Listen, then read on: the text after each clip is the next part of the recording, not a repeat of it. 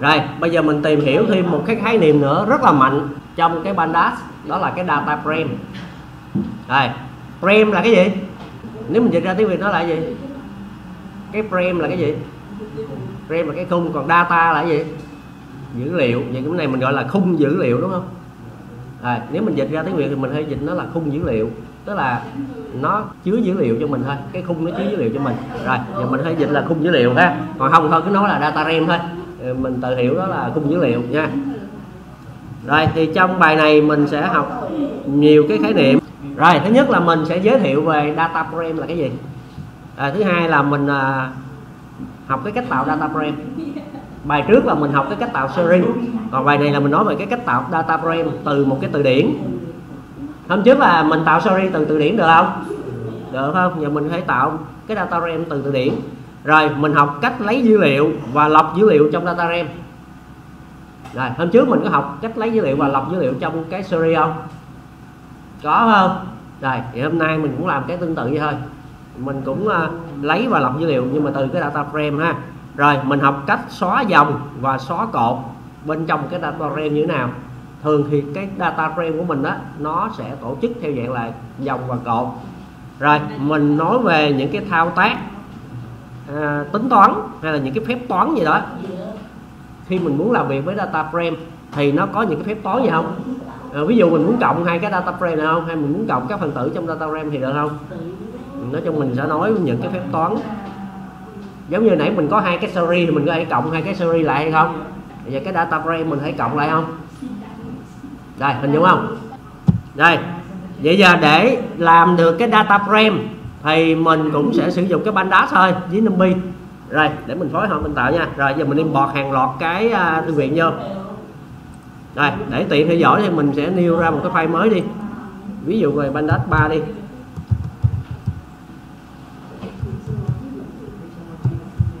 Đây tạo một cái file mới nha. Ví dụ Pandas 3. Rồi có được cái ví dụ Pandas 3 chưa? Rồi vậy import hàng loạt thư viện vô nha. Thứ nhất là mình import cái Pandas vô. Import Pandas. Import cái thư viện Pandas vô.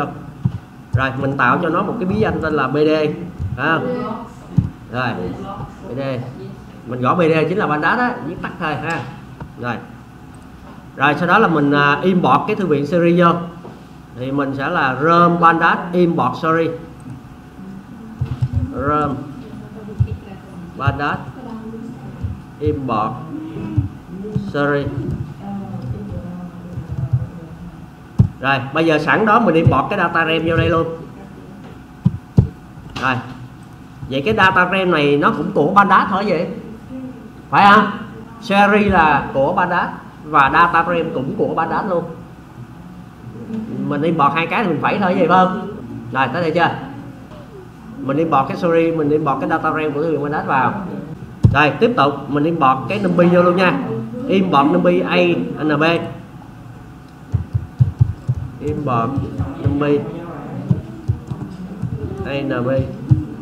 Rồi sau đó mình import cái random vô. Rồi import numpy.random.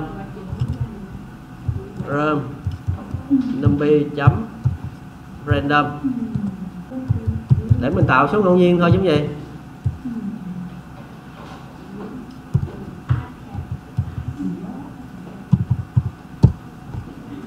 Rồi cần import hai cái nha. Thứ nhất là mình import cái series với cái data frame của Pandas. Thì hai cái thư viện này nó cho phép mình tạo series và tạo data frame. Rồi đầu tiên mình import cái series với cái data frame của Pandas vào để mình dự tính là mình sẽ tạo series với data frame. Rồi còn mình import NumPy vô và mình sử dụng cái thư viện random để mình tạo ngẫu nhiên. Có nghĩa ví dụ như là mình muốn tạo ra dữ liệu cho series đi thì có thể mình tạo dữ liệu ngẫu nhiên cho cái series, hoặc là mình có thể tạo dữ liệu ngẫu nhiên cho cái data frame của mình thôi từ cái thư viện random của NumPy. Rồi tới đó chưa? Rồi import vô được mấy thư viện này chưa? Rồi mấy cái tên thư viện này hơi khó nhớ nha. Bây giờ mình coi cái khả năng của data frame nè. Rồi bây giờ mình truy cập vào cái địa chỉ finance.yahoo.com.commodity. Đây là một cái trang mà nó đưa những cái dữ liệu về kinh tế ha. Rồi mình truy cập vô địa chỉ này nha, mở trang web lên, truy cập địa chỉ này. Rồi thì cái trang Yahoo Finance này nè là cái trang mà nó liệt kê rất là nhiều thông tin về cái gì, nói chung đây là dữ liệu về cái gì, kinh tế hơn. Nhưng mà cái nguồn dữ liệu này là từ Yahoo. Bây giờ giả sử mình muốn cào dữ liệu này để mình đưa vô, mình làm dữ liệu cho mình thì làm sao? Mình dùng để mình cào, mình đưa vào. Rồi giờ mình coi kỹ thuật của cái data frame này nha. Rồi bây giờ giả sử trong cái trang web này mình muốn lấy dữ liệu ở cái cột symbol với cái cột num với cái cột last right, phải không? Rồi cột market time, cột chain. Rồi nói chung là mình lấy hết tất cả các cột này đi. Mình bôi cái bi chắc khoảng 10 dòng thôi, lấy khoảng 10 dòng thôi nha. Dĩ nhiên mình phải lấy nhiều được, nhưng mà thôi giờ mình cào 10 dòng thôi. Rồi lúc mình bôi đó mình bôi luôn cái cột nha, bôi luôn cái cột luôn nha. Rồi giờ chỗ này copy nha. Rồi chắc lấy khoảng 10 dòng thôi. Nói chung muốn lấy nhiêu là tùy mình, chắc lấy cỡ nhiêu đây thôi. Đây chắc là tới đây được không? Đây sau đó bấm copy, bôi bao nhiêu dòng là tùy mình. Rồi sau đó mình bôi nha, từ cái symbol này nè bôi tới cái D chạc luôn, bôi hết mấy cột này, kéo xuống dưới này bao nhiêu dòng là tùy ý. Thì nói chung là mình kéo khoảng 10 dòng thôi là cũng đủ rồi. Rồi sau đó sao đây? Bấm phải copy gì? Sao chép. Rồi có nghĩa là mình đang muốn copy cái dữ liệu từ cái thằng Yahoo, đúng không? Đây từ cái trang Yahoo Finance, đây là cái dữ liệu kinh tế mới nhất, phải không, trên thế giới mà Yahoo nó đã show ra ở đây. Làm sao mình cào được cái dữ liệu này? Rồi copy chưa? Được phải không? Rồi giờ coi làm nha. Rồi giờ coi ta làm sao nha. Rồi bây giờ chỗ này á, người ta tạo ra một cái data frame 1, người ta tạo ra một cái DF1. Rồi giờ người ta tạo ra một cái data frame 1 nha, bang. Rồi người ta gọi cái gì? Người ta gọi Panda Panda đó, bd.readlibbo. Rồi người ta dùng cái bd, người ta gọi phương thức là readlibbo. Libbo là cái dữ liệu mà mình đã copy, đúng không? Đúng không? Rồi libbo là dữ liệu mình đã copy. Rồi sau đó mình in cái data frame 1 này ra, mình run cái data frame 1 này ra. Rồi vậy nó in được không? Rồi có phải là mình đã có được cái dữ liệu chưa? Có phải mình đã có được cái dữ liệu mà mình đã copy nãy trong cái libbo, đúng không? Dữ liệu này mình lấy trong libbo phải không? Mà mình copy từ nào? Mình copy từ thằng Yahoo Finance, đúng không? Và ở đây cái thư viện Pandas này, mình dùng cái thư viện Pandas này và mình dùng cái hàm đọc libbo, mình đưa dữ liệu này vào data frame. Vậy mình in ra được một cái data frame. Data frame mình hiểu nó giống như một cái khung, giống như cái table á, mà nó chứa dữ liệu của mình thôi. Và dữ liệu này chính là cái dữ liệu nãy mình copy, đúng không? Vậy có phải là mình đã cào được cái dữ liệu của thằng nào? Của thằng Yahoo Finance, làm dữ liệu cho cái data frame của mình, phải không? Mình đã copy được cái dữ liệu của thằng Yahoo Finance, làm cái dữ liệu cho cái thằng data frame 1 của mình. Rồi data frame 1 của mình có dữ liệu chưa? Rồi bây giờ mình đã có được cái data frame 1, đúng không? Đây bây giờ mình xuất cái column của cái data frame 1 ra.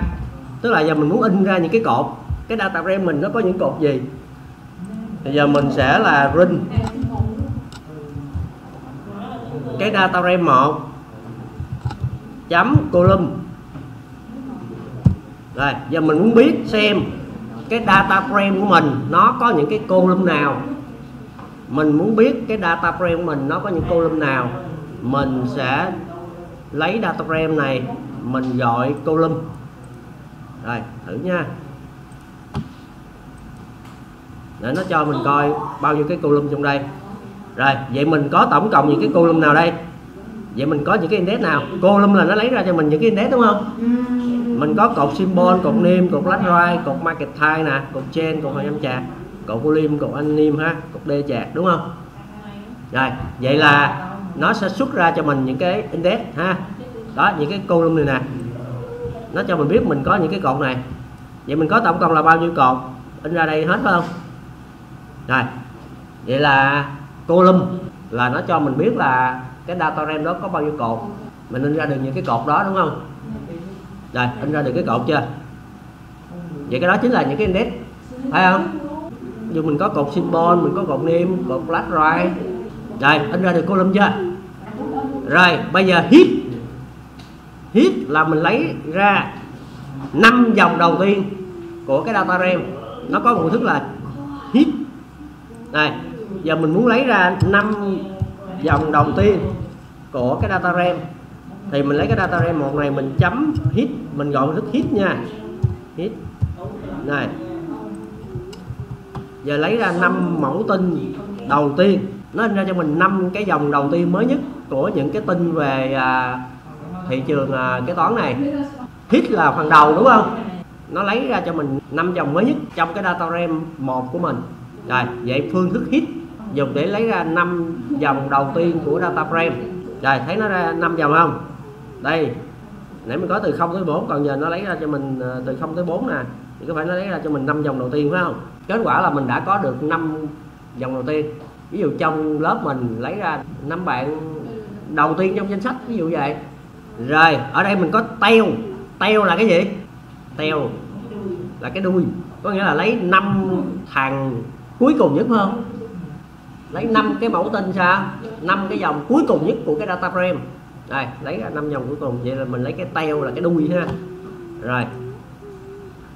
Vậy giờ mình đây mình rinh thử cái đuôi của cái frame mình ra thử nha. Rinh data frame 1 chấm gì? Tail. Tail là cái phương thức để lấy ra cái đuôi của cái frame. Rồi, vậy giờ mình lấy ra cái đuôi của cái frame thử. Rồi, vậy nó lấy ra cho mình 5 cái cuối cùng nhất. 5 cái cuối cùng nhất trong cái data của mình. 5 cái dòng cuối cùng nhất. Rồi, ra không?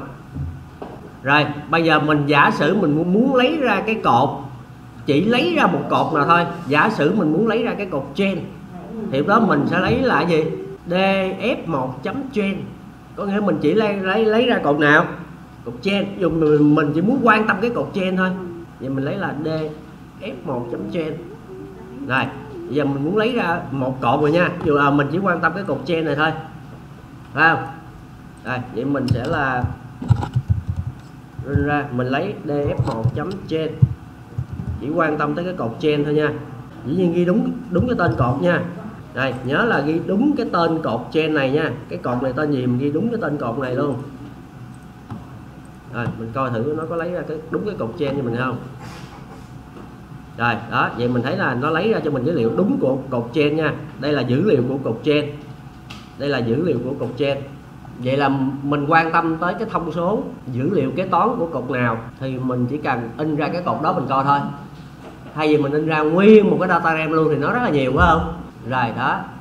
Dù mình có một cái danh sách, giờ mình chỉ quan tâm cái cột điểm thôi. Vậy giờ mình in ra cột điểm mình coi thôi. Rồi, giờ muốn lấy cột name thì sẽ là df1 chấm gì? Chấm name. Hồi nãy mình có cột name phải không? Cột này là cột name đúng không? Giờ mình muốn quan tâm dữ liệu của cột name này thôi. Muốn quan tâm dữ liệu của cột name này nè. Cột số 2 sau cột symbol này nè. Thì ở đây mình sẽ in ra cái cột đó để mình coi thôi. df1 chấm name. Lúc đó mình ghi chính xác cái tên cột nha. Rồi. Rồi, vậy nó in ra cho mình đúng cái cột name đúng không? Đây là dữ liệu của cột name đúng không? Rồi, đây là dữ liệu của cột name. Đó, đây là dữ liệu của cột name. Mình mới vừa in ra. Rồi, vậy mình lấy cái data frame mình chấm với cái tên cột thì nó sẽ lấy ra cho mình đúng cái cột đó, nó lấy ra cho mình đúng cái dữ liệu của cột đó rất là nhanh. Rồi, cái data frame này rất là mạnh đúng không? Để cái tên cột cái là ra cho mình hết dữ liệu của cột đó thôi. Rồi, vậy mình phải in ra một cái cột chain hay một cột name gì đó nếu mình muốn. Rồi, ra được tới đó chưa? Rồi, vậy mình phải dùng data frame để mình ra một cột nào đó trong cái data frame của mình đúng không? Bằng cách là mình lấy cái gì? Lấy cái data frame mình chấm với cái tên cột thôi. Còn để lấy được cái đầu thì mình là hit, để lấy cái đuôi mình teo. Còn để lấy tên của cột, in ra tên của cột thì mình là gì? Column. Rồi, tới đó ok không?